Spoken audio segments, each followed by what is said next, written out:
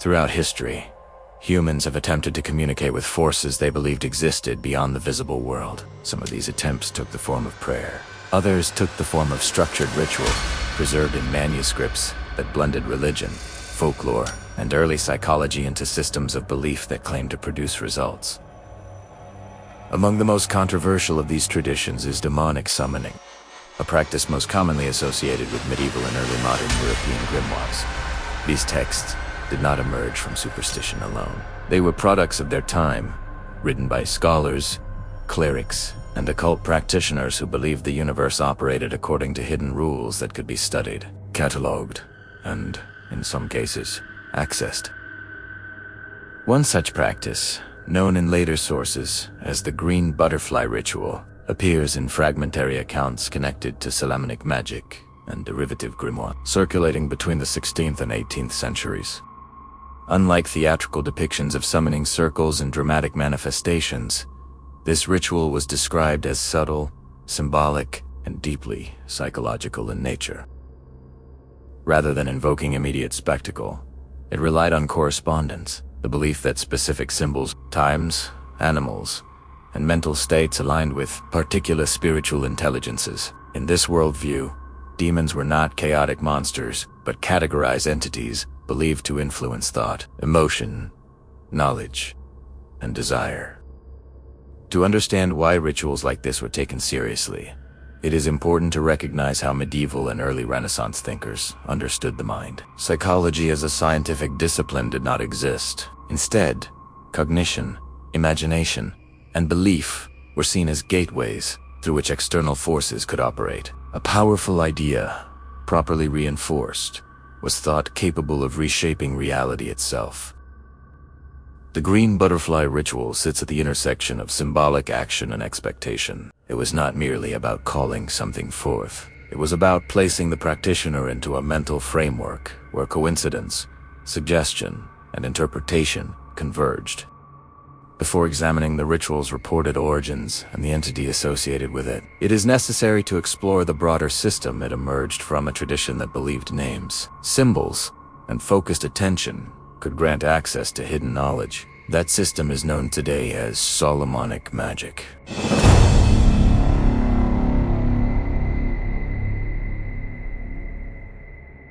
To understand how a ritual like the green butterfly summoning could be taken seriously, it is necessary to understand the system it emerged from. Most medieval and early modern European demonological rituals did not arise randomly. They belonged to a structured magical tradition commonly referred to as Solomonic magic. Solomonic magic traces its authority to the biblical figure of King Solomon, who, according to Jewish, Christian, and Islamic tradition, possessed extraordinary wisdom and command over spirits. Later, occult writers expanded this idea, portraying Solomon as a ruler who understood the hidden architecture of the cosmos and the hierarchies operating within it. By the late Middle Ages, this tradition had evolved into a body of texts known as grimoires manuals that cataloged spiritual entities, their attributes, and the correct methods for interacting with them. These books did not frame demons as chaotic or irrational beings. Instead, they were described as intelligences with specific domains, ranks, and functions. Within this worldview, summoning was not considered an act of reckless provocation. It was treated as a technical operation governed by correspondence and authority. Spirits were believed to respond not to emotion, but to correct names, symbols, timing, and intent. Crucially, Solomonic magic assumed that the human mind itself played an active role in ritual effectiveness. Concentration, imagination, and expectation were seen as tools, not byproducts. A practitioner was expected to internalize the structure of the ritual so completely that doubt was minimized. Hesitation was believed to weaken outcomes, while certainty reinforced them. This is why many grimoires emphasize preparation over performance. Fasting, isolation, symbolic objects, and repeated visualization were thought to condition the practitioner's mental state. The goal was alignment, placing the mind into a receptive and authoritative position within the ritual framework. Demons such as Astaroth were not viewed as omnipotent forces. They were considered intermediary entities associated with knowledge, persuasion, or influence, rather than raw destruction. Their cooperation was believed to depend on recognition of hierarchy and correct ritual engagement. In this system, ritual success was not judged by spectacle. It was measured by subtle outcomes, changes in opportunity, access to information, influence over others, or shifts in circumstance that appeared meaningful to the practitioner. The green butterfly ritual belongs to this tradition. It reflects the Solomonic assumption that symbolic action, when properly aligned, could open channels of communication. To its practitioners, the ritual was not superstition. It was applied metaphysics, an attempt to interact with an ordered but invisible system believed to govern reality. With this framework in place, the next step is to examine the specific entity most commonly associated with this ritual and why it was chosen.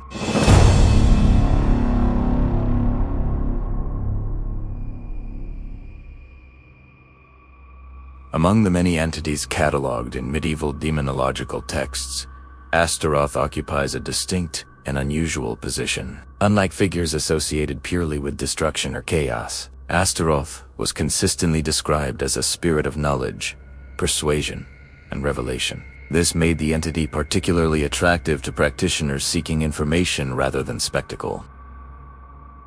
The name Astaroth is widely believed to derive from much older Near Eastern deities, most notably Astarte or Ishtar, figures associated with fertility, war, and celestial power. Early Christian demonologists often reinterpreted pagan gods as fallen or corrupted entities, preserving their attributes while reframing their moral alignment. In this process, Astaroth became a demon not of brute force, but of influence and understanding. In prominent grimoires such as the Lesser Key of Solomon and related texts, Astaroth is typically ranked as a great duke of hell. He is described as governing legions of spirits and possessing deep knowledge of past, present, and future events. Importantly, he is also associated with the ability to reveal secrets, explain hidden causes, and grant insight into complex situations. These attributes explain why Astaroth was frequently linked to rituals focused on information acquisition rather than material gain. Practitioners believed that invoking this entity could lead to enhanced clarity, persuasive ability, or access to concealed truths. The emphasis was not on dramatic manifestations, but on cognitive and situational shifts. Descriptions of Astaroth vary, but they share key symbolic features. He is often depicted as calm, articulate, and composed, sometimes appearing in human or semi-human form rather than as a monstrous figure. This imagery reinforced the belief that the entity operated through intellect rather than terror. Within the Solomonic system, demons like Astaroth were not approached casually. Their reputations included warnings about deception and manipulation. Texts caution that while Astaroth could provide accurate information, he was also known to distort truth subtly, emphasizing the importance of precise questioning and mental discipline. This dual reputation, insightful yet misleading, made Astaroth a fitting focus for rituals that involved symbolic intermediaries, such as animals or objects believed to resonate with specific qualities. In later accounts, the green butterfly became one such intermediary, chosen not for its rarity, but for its symbolic associations with transformation, fragility, and liminality. Understanding Astaroth's role within demonological hierarchies is essential to understanding the ritual itself. The green butterfly ritual was not designed as an act of confrontation or dominance. It was framed as a controlled interaction with an entity believed to operate within well-defined metaphysical boundaries. With the entity established, the next step is to examine how the ritual itself entered occult tradition and the story that carried it forward.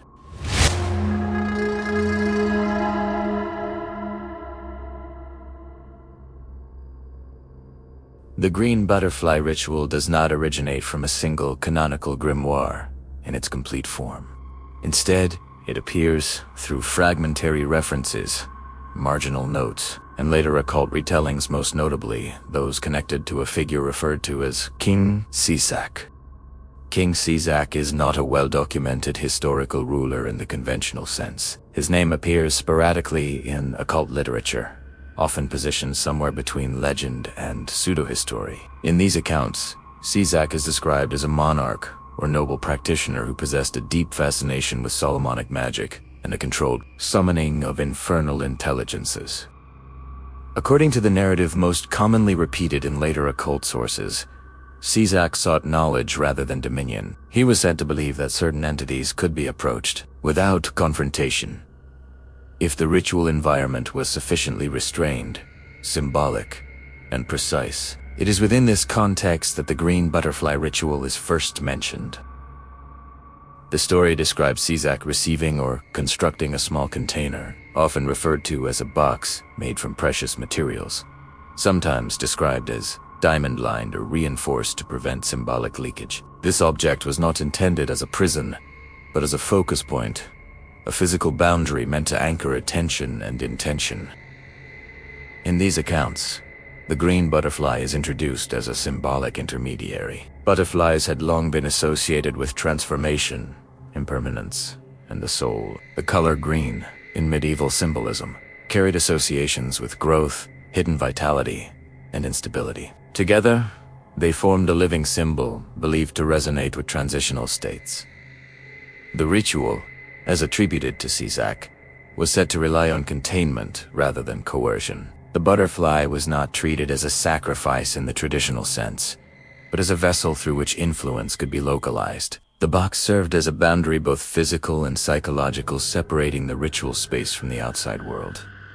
What makes this origin story persist is not its historical certainty, but its internal consistency with Solomonic logic. It reflects the belief that entities like Astaroth did not require elaborate displays, but responded to symbolic precision in controlled environments.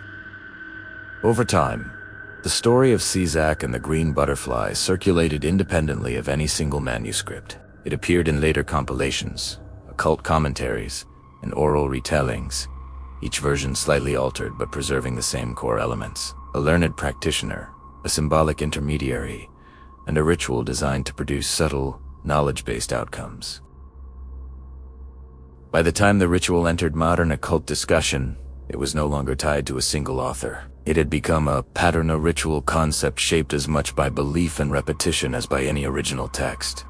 With the origin established, the next step is to examine how the ritual was believed to function in practice, and what actions were said to be involved.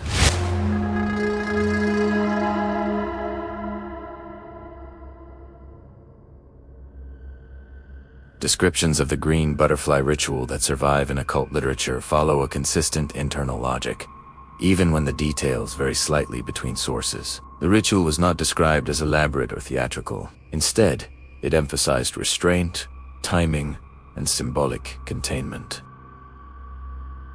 Accounts described the practitioner beginning with preparatory isolation. This period was believed to reduce external influence and sharpen focus. Silence, dim lighting, and controlled surroundings were commonly mentioned, not as mystical requirements, but as conditions that minimized distraction and reinforced expectation.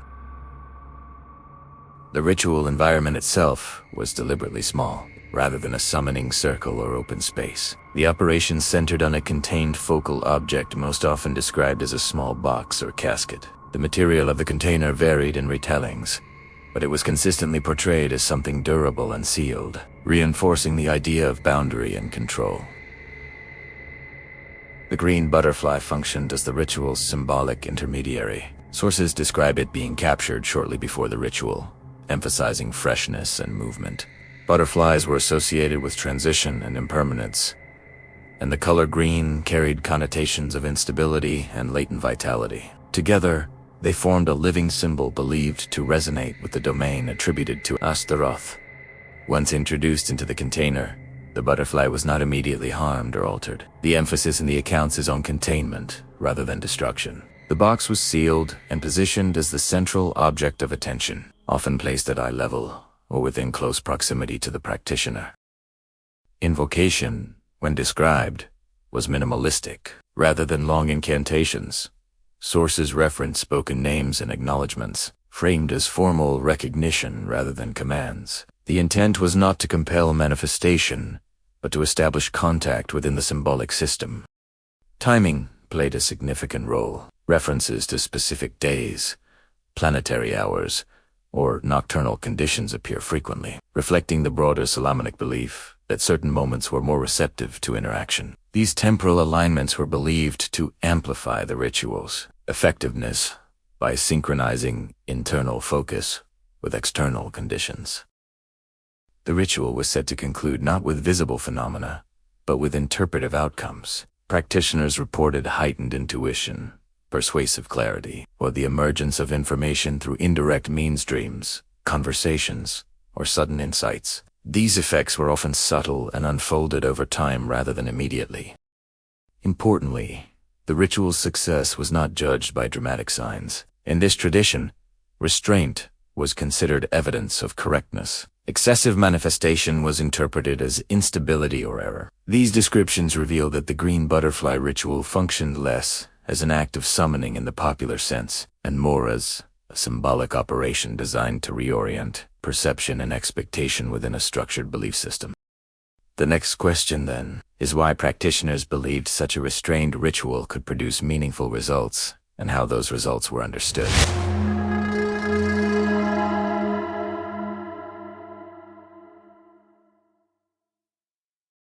Accounts of the green butterfly ritual rarely describe immediate or dramatic manifestations. Instead, practitioners reported outcomes that unfolded gradually, often interpreted through changes in perception, circumstance, or access to information. This pattern is consistent with many Solomonic operations, where success was measured indirectly rather than visually. One commonly reported effect was heightened clarity. Practitioners described an increased ability to organize thoughts, articulate arguments, or recognize patterns that had previously gone unnoticed. In narratives surrounding Astaroth, this clarity was attributed to the entity's association with knowledge and explanation rather than direct intervention. Another frequently cited outcome involved influence through communication. Individuals who believed the ritual had succeeded often reported improved persuasion, particularly in negotiations or interpersonal situations. Rather than feeling compelled or controlled, others appeared more receptive, a shift practitioners interpreted as alignment rather than coercion. Dreams and altered states of awareness were also mentioned. Some accounts describe symbolic dreams, occurring in the days following the ritual, featuring recurring imagery such as confined spaces, insects, or shifting colors. These dreams were not treated as literal messages, but as interpretive material requiring reflection. Importantly, failures were acknowledged within the tradition. Ritual texts and later commentaries note that unclear results were often attributed to improper preparation, distraction, or internal resistance. This reinforced the belief that outcomes depended not only on external procedure, but on the practitioner's mental discipline and confidence. From a psychological perspective, these effects can be understood as the result of focused attention and expectation shaping perception. The ritual created a framework through which coincidence, insight, or social response could be interpreted as meaningful. However, within the belief system itself, these outcomes were not considered psychological artifacts. They were understood as evidence of successful symbolic contact. The absence of overt manifestation played a crucial role in sustaining belief. Subtle results were harder to disprove and easier to integrate into daily experience. A persuasive conversation, a sudden opportunity, or an intuitive realization could all be retroactively connected to the ritual. Over time, these interpretations reinforced the system. Practitioners who perceived results were more likely to repeat or adapt the ritual, while those who did not often attributed failure to personal error rather than the ritual itself.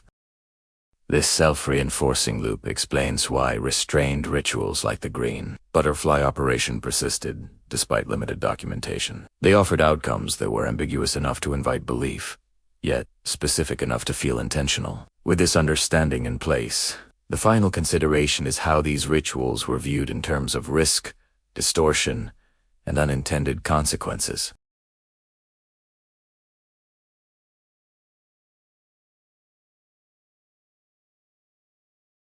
Despite the controlled and restrained nature of rituals like the green butterfly operation, historical sources consistently include cautions regarding their use. These warnings are not framed as moral objections, but as practical observations drawn from repeated attempts and recorded outcomes.